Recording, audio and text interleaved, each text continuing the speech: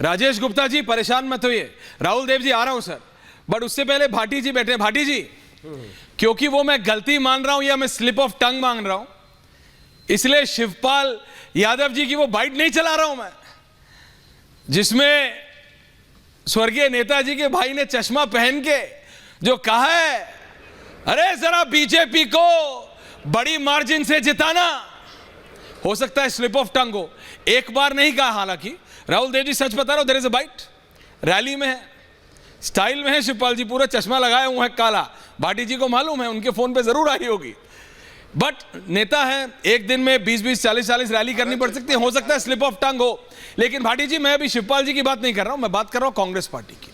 आपके alliance partner है, इंडी नेता है, कांग्रेस पार्टी के सदन में सर्वोच्च नेता है। अगर वो नरेंद्र मोदी जी के लिए वोट मांग रहे हैं तो क्या मैं मानूं कि आप और अखिलेश यादव जी भी मांग रहे हैं सर? भाटी जी, असल में कांग्रेस इतिहास के सबसे बुरे दिनों से कांग्रेस गुजर रही है, और बुरे समय में कुछ लोग धीरज बना के रखते हैं और कुछ लोग अधीर हो जाते हैं, लेकिन इतिहास याद रखता है। 4 जून को जब रिजल्ट आएंगे तो कांग्रेस के अच्छे दिन शुरू हो जाएंगे। उस समय वे लोग भी याद रखे जाएंगे जो संकट के समय में, बुरे से बुरे समय में भी, जिन्होंने धैर्य नहीं खोया और अपनी पार्टी के लिए मेहनत की, प्रयास किया, खतरे उठाए, नुकसान उठाए, और वे भी याद रखे जाएंगे जो अधीर हो गए बीच में। तो ये जो आप बाइट सुनवा रहे हैं अधीर रंजन चौधरी की, ये उनका, मैं कहूँगा कि बुरे दिन देख के, संकट देख के शायद कुछ थोड़े बहुत बौखला गए हैं, कुछ इधर उधर हो गए हैं। वो गलत, जो भी बोला है गलत बोल रहे हैं। लेकिन मुझे ये भी लगता है कि किसी एक सीट के संदर्भ में वो कह रहे थे, कहीं एक सीट पर कोई व्यक्तिगत खुन्नस होगी उनकी, तो प्रत्याशी से नहीं, आप बताइए मेरे को, तो क्या शिवपाल जी का भी मैं ये मान लूं कि क्या उनकी भी कोई व्यक्तिगत खुंदस होगी जो कह रहे हैं बीजेपी को बड़ी मार्जिन से जिताना? देखिए, ये सिर्फ एक पर्सनल पर्सपेक्टिव में नहीं देखा जा सकता। अधीर रंजन चौधरी कांग्रेस के नेता प्रतिपक्ष हैं, एलओपी हैं लोकसभा में, it's a very serious issue.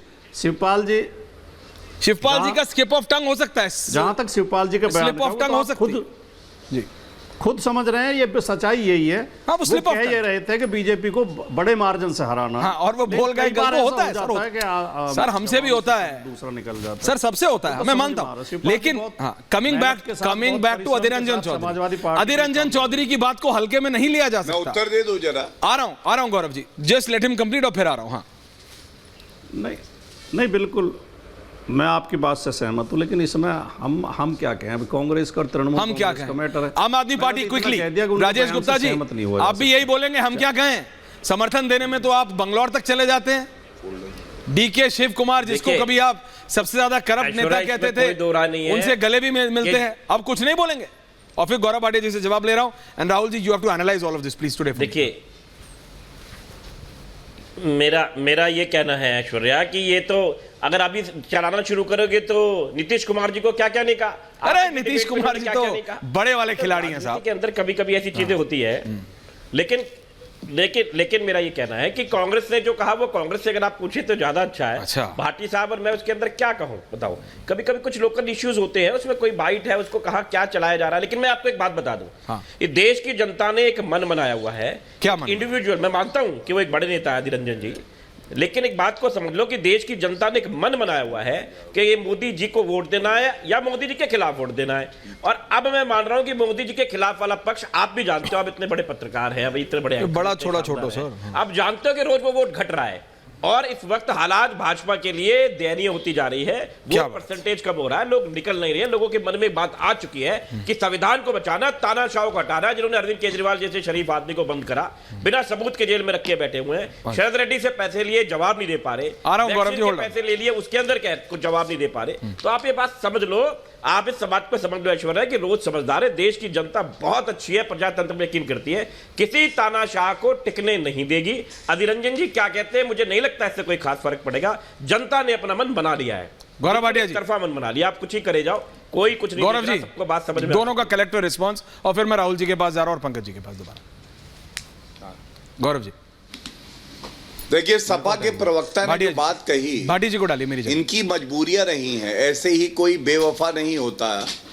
इन्होंने दो बातें बड़ी अहम कही। पहली बात, इन्होंने कहा कांग्रेस पार्टी अपने बहुत ही मुश्किल समय में से गुजर रही है, बहुत कमजोर हो चुकी है। तो ये तो पूरा देश जानता है। इसी तरह से सपा भी बहुत कमजोर होके और जो है मुश्किल वक्त से गुजर रही है। दूसरी बात इन्होंने कही, इन्होंने कहा अधीर रंजन चौधरी बौखला गए हैं। अरे यही बात तो हम भी कह रहे, पूरा घमंडिया बौखलाया हुआ है। मोदी जी का जादू चलता है, ये लोग बौखला जाते हैं। अब आप बताइए, सपा की नेत्री हैं, उन्होंने क्या कह दिया? उन्होंने कहा वोट का जिहाद कर डालो। तो मैं आज ये जरूर पूछना चाहूंगा, जिहाद, क्या लोकतंत्र के पर्व में जिहाद की कोई जगह है? घृणा, नफरत? अरे हम तो कहते हैं हर्षोल्लास होता है, लोकतंत्र की जीत होती है, विकास की बात करते हैं, ये जिहाद की बात करते हैं।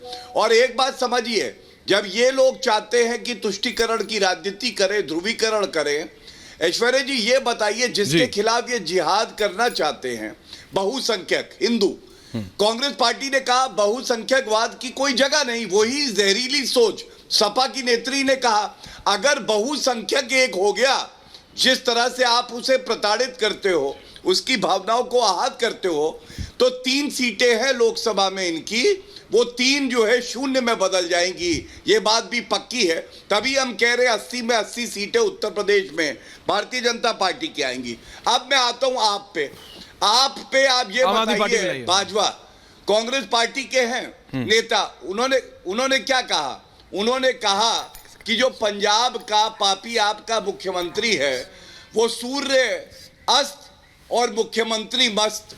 वो कह रहे हैं कि वो पी लेते हैं। अब ये हम नहीं कह रहे, ये कह रहे हैं भाजपा जी, जो कि कांग्रेस पार्टी में है। बड़ा दुख होता है कि आपस में कपड़े फाड़ रहे हैं एक दूसरे के, गठबंधन हुआ नहीं, सीट शेयरिंग हुई नहीं, चेहरा कौन है पता नहीं। प्रधानमंत्री जी ने बिल्कुल जन भावना वाली बात कही। उन्होंने कहा 1 साल एक प्रधानमंत्री रखेंगे, दूसरा रखेंगे, तीसरा चौथा, और अगर 5वां साल बचेगा तो राहुल गांधी। वैसे तो आने नहीं वाले, लेकिन इनका फॉर्मूला यही है, मिश्रण करो, जहर दो, गाली दो, वोट जिहाद करो। मैं पूछना चाहता हूं, अखिलेश यादव को शर्म नहीं आई? आज उन्होंने ये भी नहीं कहा कि जो नेत्री सपा की हैं मारिया आलम खान, उनका बयान गलत है। उन्होंने कहा जोश में बोल गई होंगी।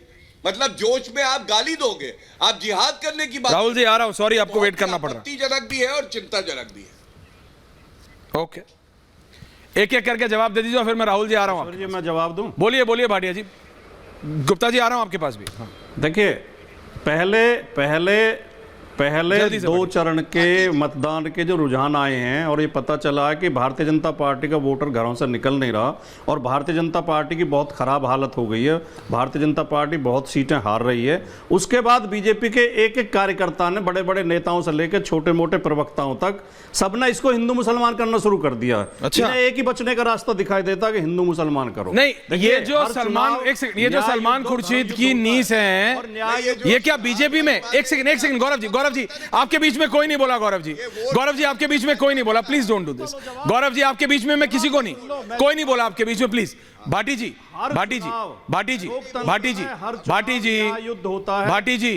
का ऑडियो फुल करो। भाटी जी, मैं जवाब दे रहा हूं आपके सवाल का ही, आप प्लीज दीजिए। मैं आप क्या ये बीजेपी की नेत्री थी? हाँ, हर लोकतंत्र में हर चुनाव न्याय युद्ध और धर्म युद्ध होता है। हाँ। और न्याय युद्ध और धर्म युद्ध को ही उर्दू में जिहाद कहते हैं। अच्छा। जिहाद को ये जो कह रहे हैं गौरव भाटिया कि हिंदुओं के खिलाफ जिहाद, हिंदुओं के खिलाफ नहीं, बीजेपी के खिलाफ जिहाद, अत्याचारी सरकार के खिलाफ जिहाद, तानाशाह सरकार के खिलाफ जिहाद।